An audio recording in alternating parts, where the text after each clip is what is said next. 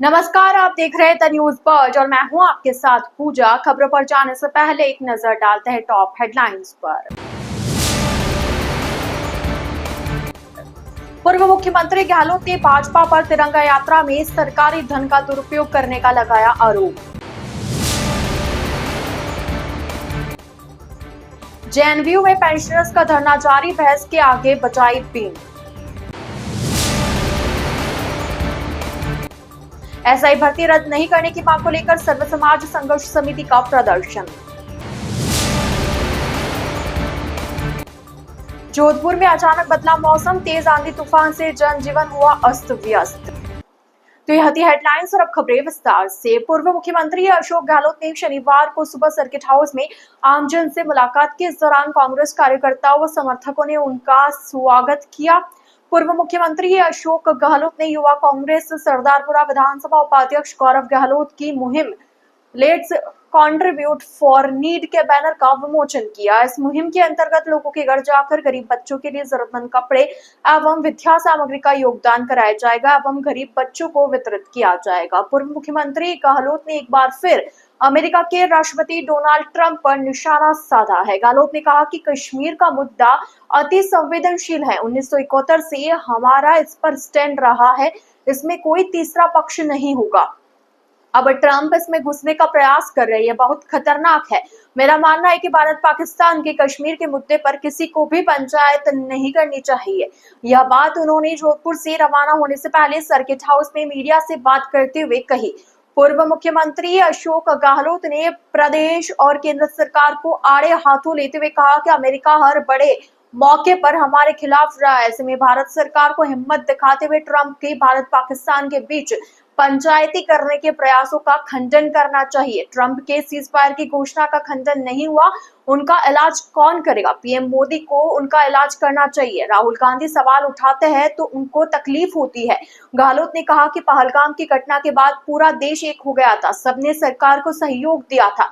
PM Modi को इस ताकत का इस्तेमाल देश हित में करना चाहिए था, लेकिन अब इस एकता को तोड़ा जा रहा है, लोगों को भड़काया जा रहा है, तिरंगा यात्रा निकाल रहे हैं जबकि इनका तिरंगे से कोई संबंध नहीं है। यात्रा में सरकारी धन का दुरुपयोग कर रहे हैं। उन्होंने कहा कि प्रदेश सरकार ने दावे तो बहुत किए थे, लेकिन हुआ क्या?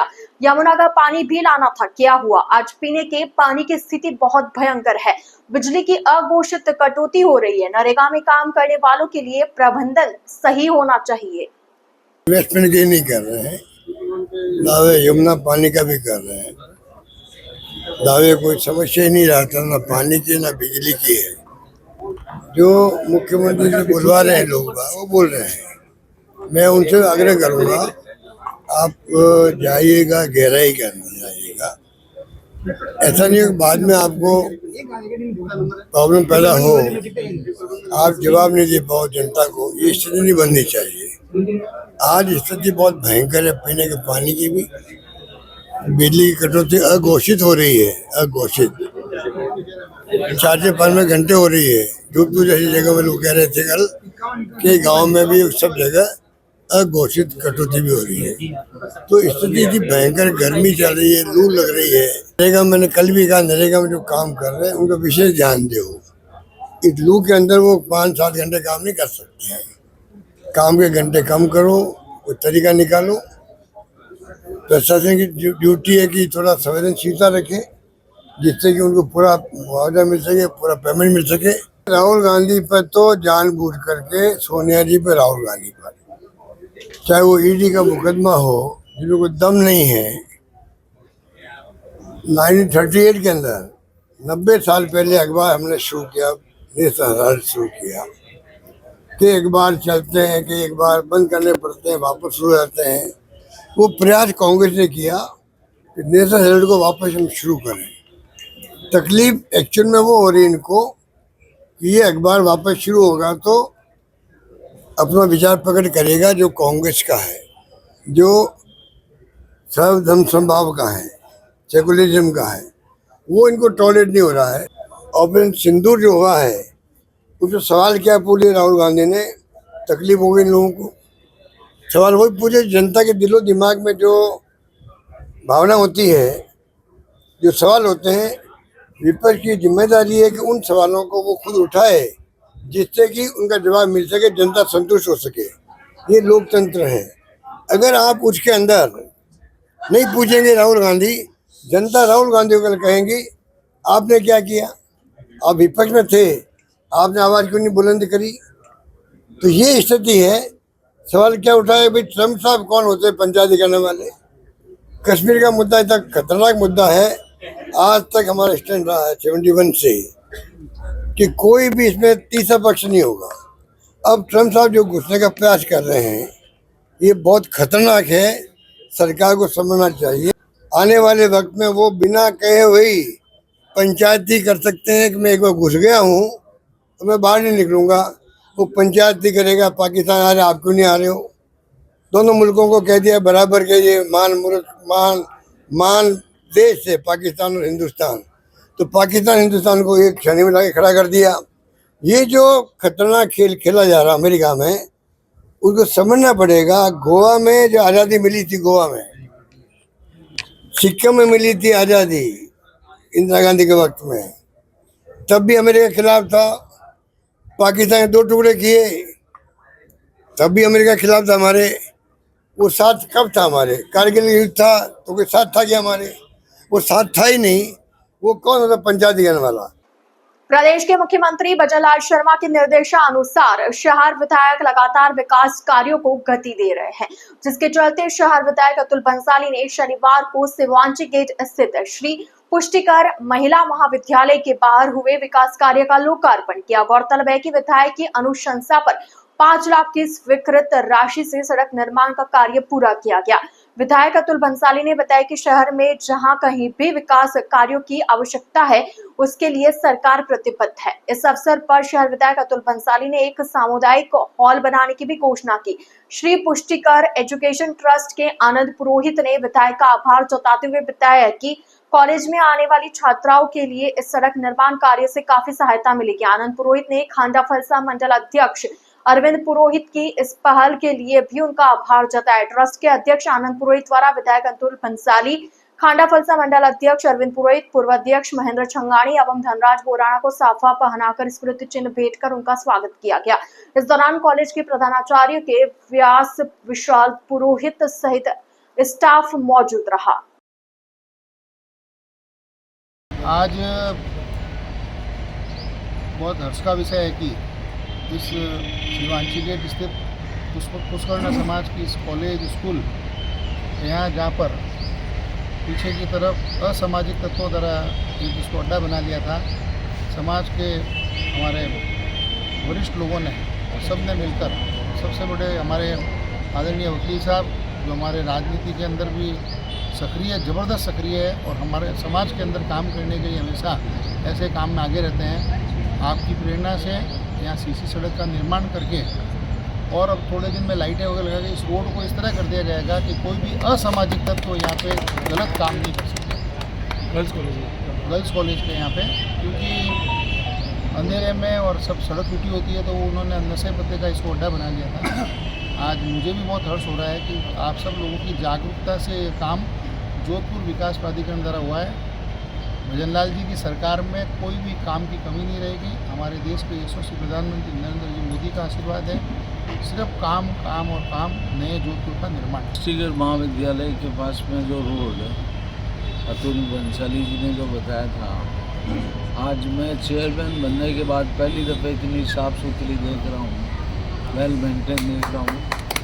मैं इसके लिए जो हमारे जो अतुल बंसाली जी है, राहुल है, इनको मैं बहुत बहुत धन्यवाद देता हूँ कि एक अच्छी सोच के साथ समाज कल्याण के लिए एक अच्छी चीज़ का निर्माण आपने करवाया है अतुल जी।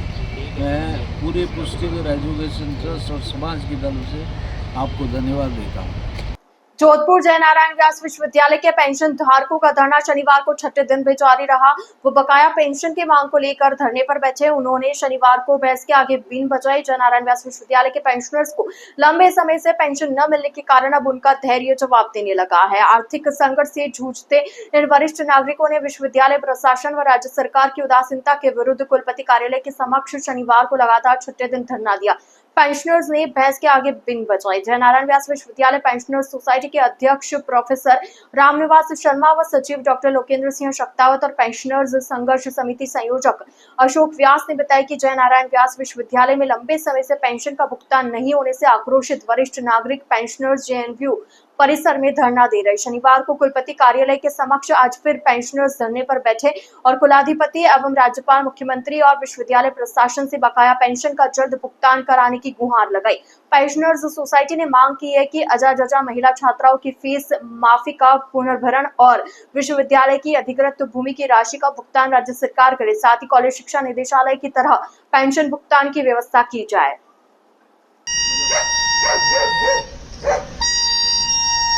जागो वीसी रजिस्ट्रार साहब, जागो वीसी साहब, आओ ऑफिस में आओ, कब्जे गायब हो गए।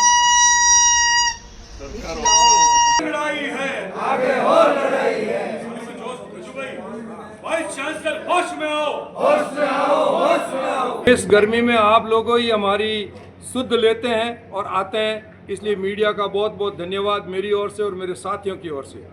जिस तरह का प्रशासन आपने भी लगातार देखा होगा, न तो यहाँ पर कुलपति विराज रहे, न कुल सचिव, न रजिस्ट्रार और न फाइनेंशियल कंट्रोलर।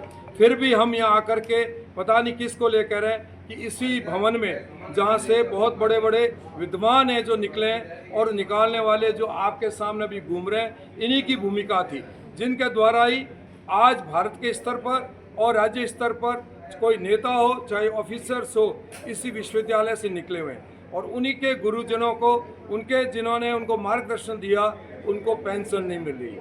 पेंशन नहीं मिल रही है 5 महीने 6 महीने से इंजीनियरिंग संकाय को, और बाकी संकाय को 2 और 3 महीने से नहीं मिली है। साथ ही साथ में जो भाई रिटायर हो रहे हैं उनको पीपीओ ऑर्डर तक जारी नहीं होगा। जारी कहाँ से होगा जब अधिकारी सीट पर ही नहीं बैठ रहे। पीपीओ ऑर्डर के साथ साथ में उनको एनकैशमेंट और लीव और ग्रेच्युटी तुरंत प्रभाव से दी जानी चाहिए। एक ग्रेटिट्यूड एक्सप्रेस करने का तरीका होता है ग्रेच्युटी, उसका भी पेमेंट नहीं होता, जो राज्य सरकार की डायरेक्ट उनकी रिस्पॉन्सिबिलिटी है।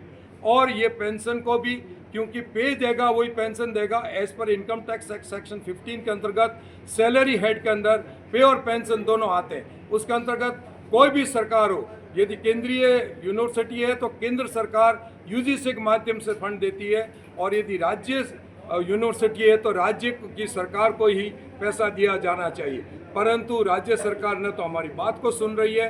राज्य सरकार के बात को सुनाने के लिए एमएलए महोदय खुद या मीटिंगों में आए, वो हमसे वादा कर रहे हैं कि हम तुरंत आपके लिए करेंगे, परंतु करेंगे कब, जब इतना देर नहीं कर जाओ कि हमारे परिवार भूखे मर जाए और उसके बाद पेंशन लेने वाले कोई नहीं बचे। आज 5वां दिन है और हमारी जो मांग है वो पेंशन को लेकर के निकम्मा प्रशासन और राजस्थान सरकार कितनी गंभीर है, इसका ये नमूना है कि 5 दिन के बाद भी सभी मीडिया वालों का धन्यवाद है, आपके माध्यम से हमारी बात सरकार तक जा रही है, लेकिन सरकार के कानों पर जूं नहीं रह रही है, जबकि संवेदनशील होने का दावा करती है। और हमें यहाँ पर संवेदनशील सरकार कहीं नजर नहीं आती। आज हमारा परिवार, हम खुद किस प्रकार से इस भीषण गर्मी में तपती हुई धूप के अंदर यहाँ आंदोलन कर रहे हैं। हमारी जायज मांग को लेकर के, जो पेंशन को लेकर के हम यहाँ धरना दे रहे हैं, बड़े शर्म की बात है। मेरी सिंडिकेट सदस्यों से बात हुई, वो कि मोदी जी की रैली में हम व्यस्त थे। अरे आप रैलियों में मस्त हैं और हम हमारे जो हक के लिए यहाँ बैठे हैं, जो जायज हक है, हमारी पेंशन, हमारी रोटी, हमारी रोजी जो रोज चाहिए, तो उन्होंने कहा मैं बात करता हूँ। बात करते हैं नहीं करते ये उनको पर है, लेकिन मैं ये संगठन के माध्यम से, मंच के माध्यम से घोषणा करता हूँ, हम मर जाएंगे लेकिन हमारे अधिकार के लिए हम कभी भी दूसरी राह नहीं अपनाएंगे। हमें ये भगवान हमें ये शक्ति देगा इस मंच के माध्यम से कि हम इस आंदोलन को चलाते रहें। आंदोलन निरंतर जारी रहेगा जब तक पेंशन नहीं मिल जाती, जब तक ये आंदोलन जारी रहेगा। जय संगठन। सर्व समाज संघर्ष समिति ने सब इंस्पेक्टर भर्ती यथावत रखने हेतु रैली निकालकर राज्य सरकार के नाम जिला कलेक्टर को ज्ञापन सौंपा। सर्व समाज संघर्ष समिति के जितेंद्र सिंह बेंजेरकोट ने बताया कि सब इंस्पेक्टर भर्ती को यथावत रखने हेतु कलेक्ट्रेट के बाहर आज धरना प्रदर्शन किया गया। संगठनों से पधारे सदस्यों ने एसओजी की तारीफ की। एसओजी ने फर्जी तरीके से चयनित अभ्यर्थियों को पकड़ने में सफलता हासिल की। समिति ने राज्य सरकार के नाम जिला कलेक्टर को ज्ञापन दिया। इसमें बताया कि कुछ लोग अपनी राजनीति चमकाने के लिए भर्ती को निरस्त करवाना चाहते हैं। वो लोग अपनी खोई जमीन वापस हासिल करना चाहते हैं। इसके विरोध में आज सर्व समाज जोधपुर द्वारा धरना प्रदर्शन किया गया और धरने की चेतावनी दी गई।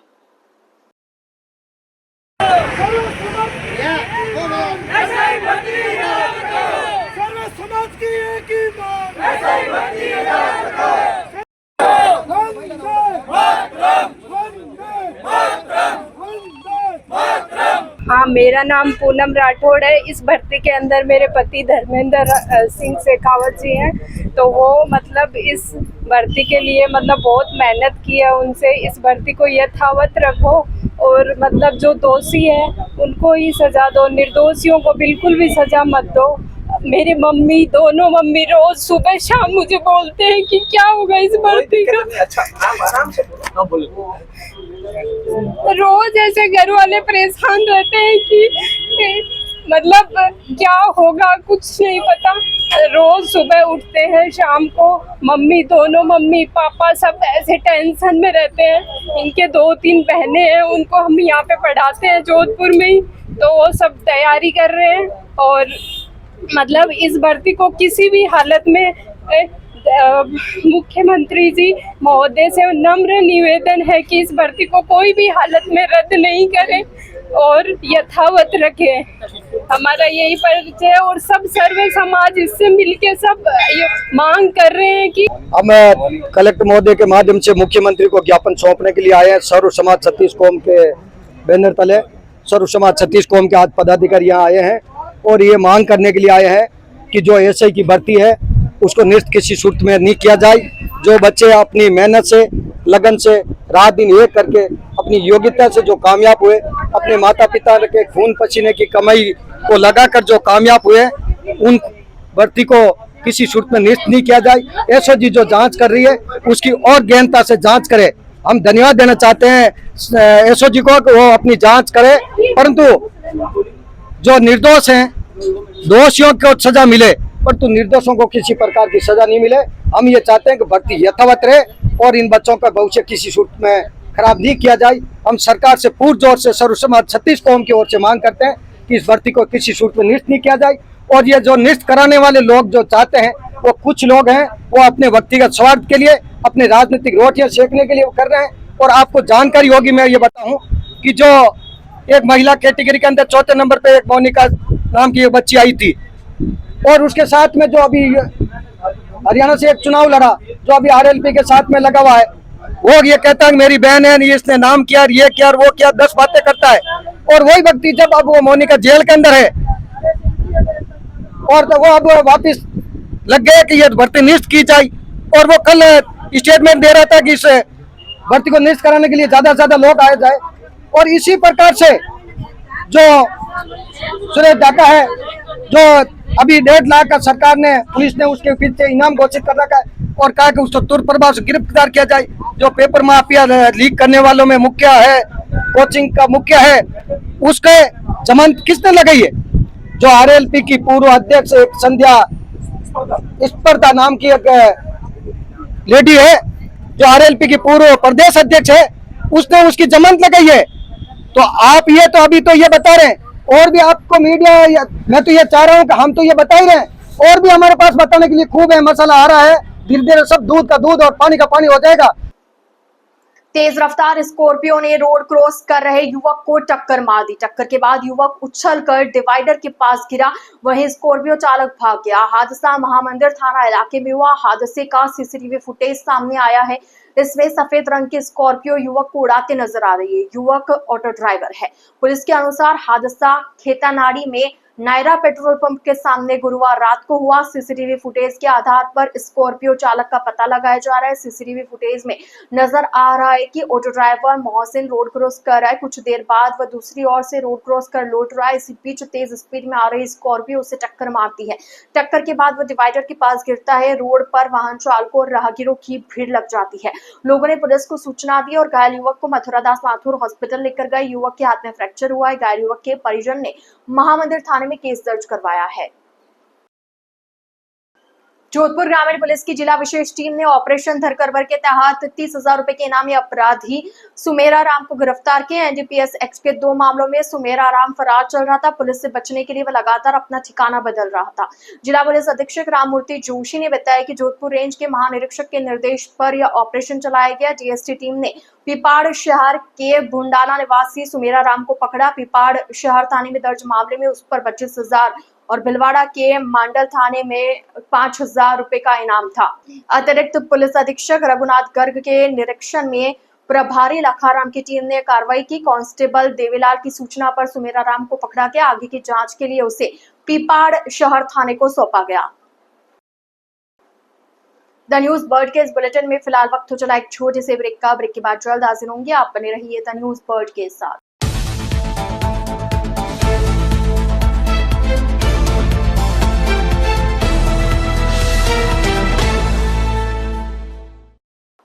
ब्रेक के बाद आपका स्वागत है। जोधपुर के जालामंड इलाके में Marwar racing and sports club की शुरुआत की गई। यह क्लब राजस्थान की समृद्ध घुड़सवारी परंपराओं को बढ़ावा देने का कार्य करेगा। साथ ही यह घुड़सवारी को सम्मानित पेशे के रूप में बढ़ावा देता है। क्लब अंतर्राष्ट्रीय स्तर पर पेशेवर कैरियर में घुड़सवारी को आगे बढ़ाने के इच्छुक युवाओं को व्यापक प्रशिक्षण देता है। क्लब के प्रशिक्षक खेम सिंह राठौड़ ने बताया कि क्लब का उद्देश्य केवल घुड़सवारी सीखना नहीं बल्कि मारवाड़ की पारंपरिक घुड़सवारी शैली को बढ़ावा देना भी है। यह गर्व की बात है कि यहाँ पर प्रशिक्षण लेने वाले कई युवा विदेश में अपना नाम रोशन करेंगे। उन्होंने कहा कि क्लब अंतर्राष्ट्रीय स्तर पर पेशेवर रूप में घुड़सवारी को आगे बढ़ाने के इच्छुक युवा उत्साही लोगों के लिए व्यापक प्रशिक्षण प्रदान करता है। क्लब की एक शाखा शेरगढ़ में स्थित है, जहां प्रशिक्षण प्राप्त करने वाले युवाओं ने वैश्विक स्तर पर प्रदर्शन किया है। शेरगढ़ के घुड़सवार जो युवा विदेशों में जाते हैं उनके बारे में मैं बताऊंगा कि यहाँ शेरगढ़ की भूमि से हजारों की संख्या में युवा विदेशों में गए हैं। तो वो कैसे गए, किस लिए गए और क्या कर रहे हैं, तो मैं बताऊंगा कि हैदराबाद, दिल्ली, मुंबई ये बड़े बड़े रेस कोर्स है और रेस कोर्स से युवा सीखते और सीख कर ये जापान है, यूके है, आयरलैंड है, जर्मनी है, हज़ारों की संख्या में वहाँ जाते हैं और वहाँ पे लाखों रुपए सैलरी रहती है। और यहाँ हमने जोधपुर में ये देश का पहला रेसिंग स्कूल शुरू किया है और यहाँ हम ट्रेनिंग करवाते हैं। हमारे पास में 2 ट्रेनिंग क्लब, एक सेकाला में और यहाँ से भी हमारे लगभग 500 प्लस युवा इस ट्रेनिंग सेंटर से सीख के गए। तो यहाँ एक गौरवान्वित महसूस हो रहा है जोधपुर के लिए कि जोधपुर के ऑल इंडिया में मैं बताऊंगा कि जोधपुर से हज़ारों की संख्या के अंदर घुड़सवारी के अंदर ये लोग विदेशों में रोजगार कर रहे हैं। तो मैं हमारे यहाँ जोधपुर के लिए बहुत खुशी की बात है।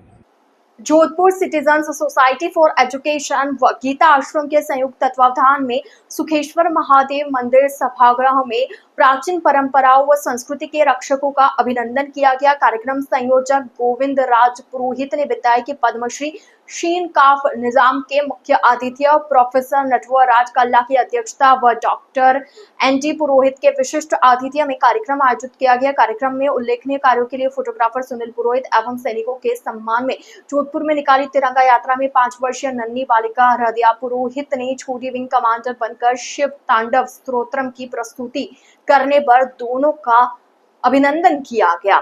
साथ ही हृदया को संस्कारित करने वाले माता पिता अरविंद पुरोहित व डॉक्टर नुपुर पुरोहित का भी अभिनंदन किया गया। इस दौरान पार्षद मधुमती बोड़ा, कन्हैयालाल ठाकर, कैलाश बोड़ा, पीडी पुरोहित, मनोज बोहरा, राहुल बोड़ा, रामेश्वर व्यास उपस्थित रहे।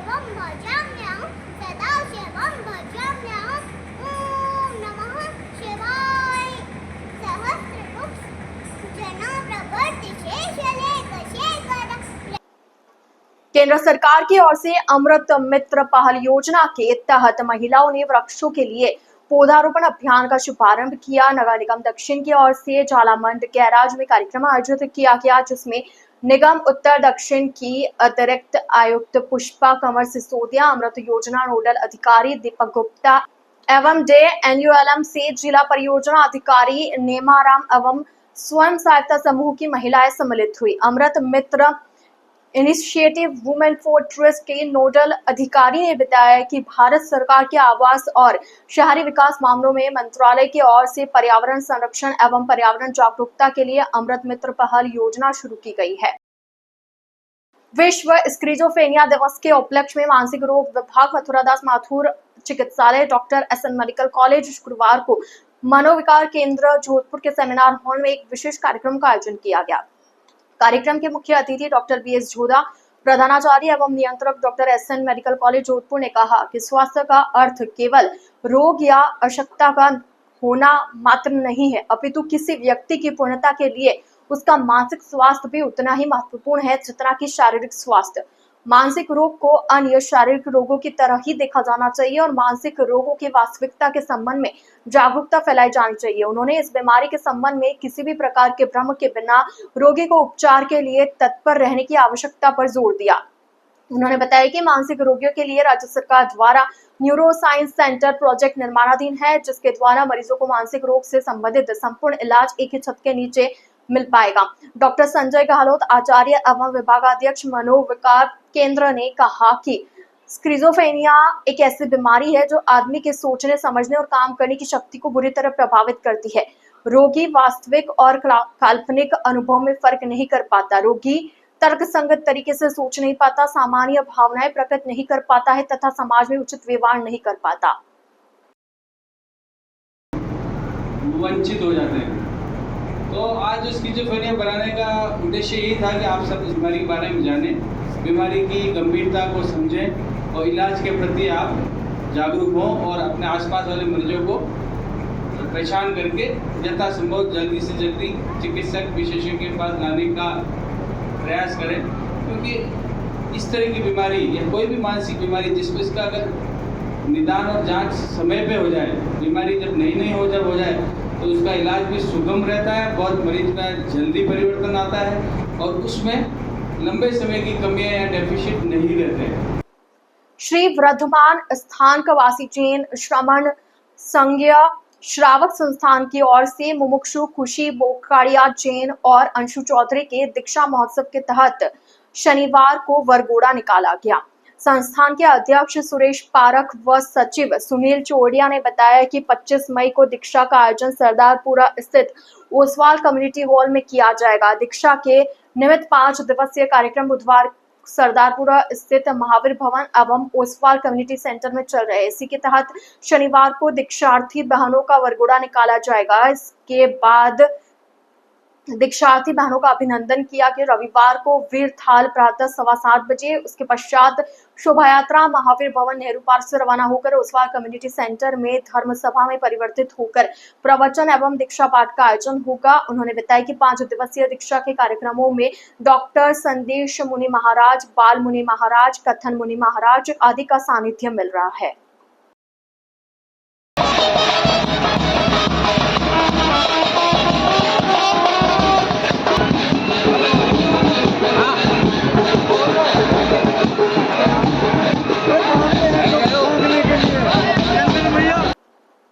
सूर्यनगरी में बीते दिनों गर्मी का असर देखने को मिला, जिससे शहरवासी गर्मी की तपिश से बेहाल होते नजर आए।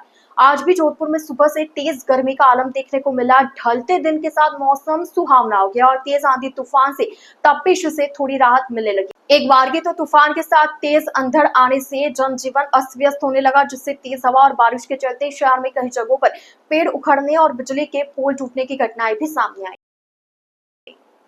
द न्यूज बर्ड के बुलेटिन में फिलहाल के लिए इतना ही। आइए चलते चलते एक बार फिर नजर डालते हैं आज की टॉप हेडलाइंस पर। पूर्व मुख्यमंत्री गहलोत ने भाजपा पर तिरंगा यात्रा में सरकारी धन का दुरुपयोग करने का लगाया आरोप। जेएनयू में पेंशनर्स का धरना जारी, बहस के आगे बजाई बीन। एसआई भर्ती रद्द नहीं करने की मांग को लेकर सर्व समाज संघर्ष समिति का प्रदर्शन। जोधपुर में अचानक बदला मौसम, तेज आंधी तूफान से जनजीवन हुआ अस्त व्यस्त। तो अब दीजिए इजाजत पूजा को और आप इसी तरह बने रहिए द न्यूज बर्ड के साथ। नमस्कार।